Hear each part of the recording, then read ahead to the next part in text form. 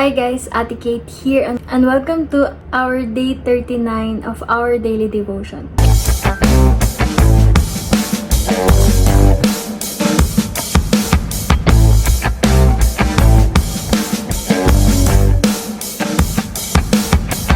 Let's pray first. Lord God, maraming salamat po sa araw na ito. Gandang gabi po. Salamat at kasama ka namin sa araw-araw. Salamat at hindi ka nagbabago. Panginoon, Ikaw ang aming dakilang Diyos sa lahat. Patawarin niyo po kami sa aming mga kasalanan. Naway Ikaw ang magsalita ngayong araw na to at tumimo ito sa aming mga puso at isipan. God. Jesus, we need you in our lives. We want more of you, God. We want to hear your voice. We want to meditate your word in our hearts, oh God. So Lord, help us to become pure sa harapan mo, Panginoon. In Jesus Christ's name we pray.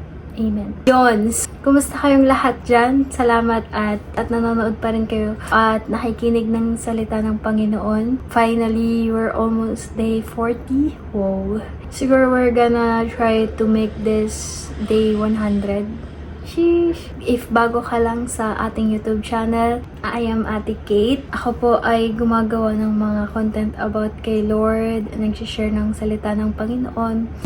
Yung mga dati kong contents ay tungkol sa mga feeding programs na ginagawa namin dati ng pandemic. May drawings, may our missions sa church, ayan, mga ginagawa namin sa church. Kung ikaw ay libre, feel free to check out my old videos. Meron na tayong 200 videos in this channel. At marami pa tayong gagawin sa mga susunod na araw. At I'm really excited to share this journey with you guys. So God bless you. And ang ating Bible verse for today is Psalms 19:4. Let the words of my mouth, meditation of my heart be acceptable in thy sight, O Lord, my strength and my redeemer. Ang ganda ng Bible verse na to kasi sinasabi niya dito na nawa ang aking salita nagmumula sa aking bibig at ang meditation ng aking mga puso, yung laging iniisip ng puso. Ibig sabihin, yung puso natin nag-iisip din pala na totoo nga talaga yung sinasabi ng Bible na nagfo-flow lahat sa ating mga puso.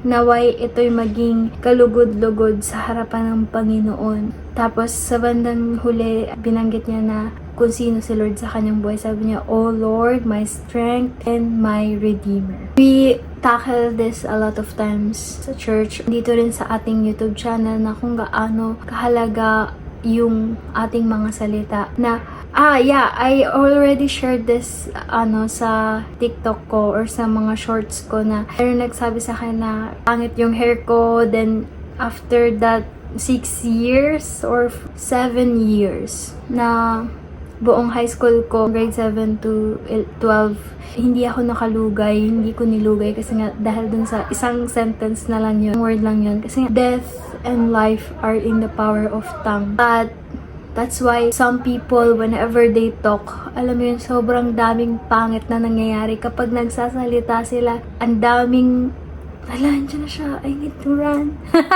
Parang ang daming gustong umiwas. Kasi kapag binuka niya na yung bibig niya, puro pangit, puro yung masama. Kasi nga, ang ganda rin pala na parang, this is also connected to sinabi ng Bible na, the abundance of the heart, the mouth speaketh. Kung anong nasa puso mo, yun yung mga sinasabi mo. Kasi, next niya dito is, the meditation of my heart be acceptable in thy sight. Lahat ay nagpo-flow sa ating mga puso. Kailangan yung puso natin malinis, yung puso natin ay may mga desire na karapat-dapat sa Panginoon. For example, kapag galit ka sa isang tao, di ba parang gusto mong murahin, gusto mong, hindi ako nagbubura guys.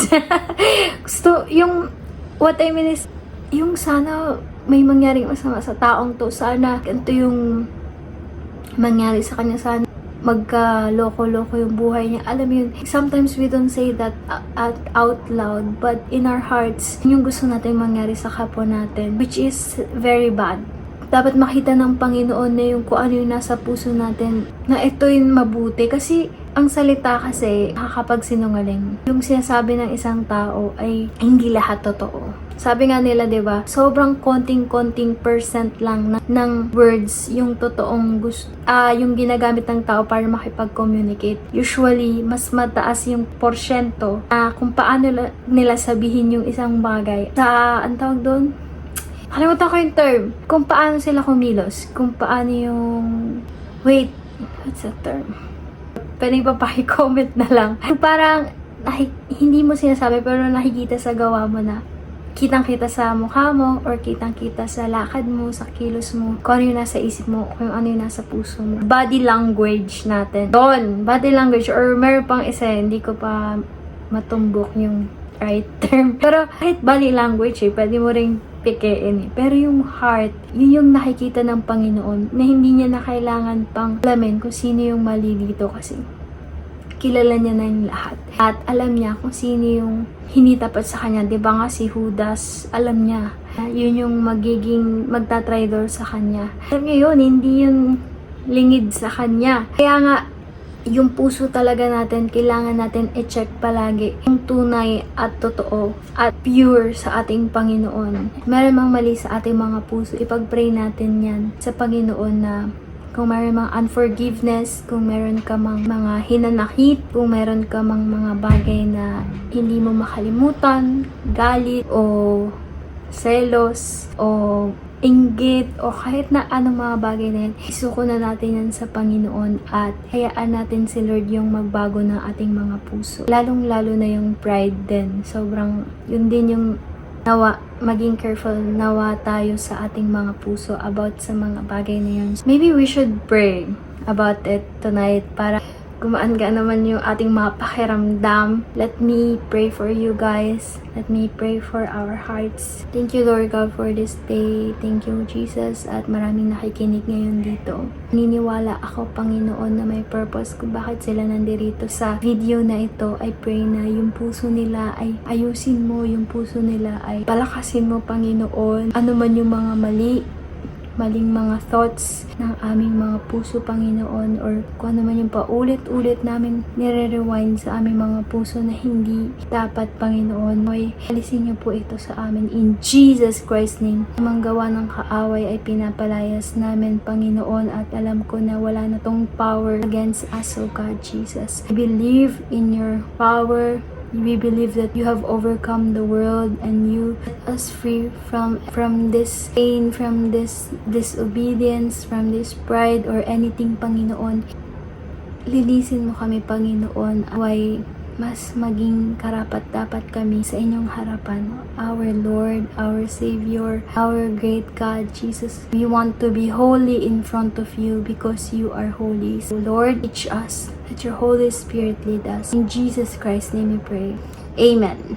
Thank you so much, guys. God bless you and see you tomorrow. Ate Kate out.